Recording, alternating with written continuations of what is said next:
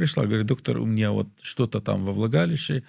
История такая, что хотели меня изнасиловать, я была девочкой еще в школе, и я поставила себе туда, не помню, какой-то предмет, колпак или что-то там такое, пластиковое такое нашла, и поставила, чтобы меня не трогали. Это так сама на что-то так придумала. Да, она так, ну, вот так она рассказывала. А когда это было? 8 лет тому назад. Я смотрю на ее на кресле и вижу в конце влагалища пластиковое вот такое, как бы, как металлические гривна. Ну, пластиковое белое там, или мне показалось белое. Я пытался его доставать, сложно было доставать. Он прикрывал шейка матки не видно была.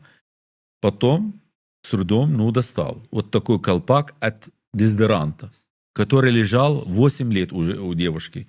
И из-за что он мацарировал и травмировал стенку влагалища, образовались две опухоли доброкачественные,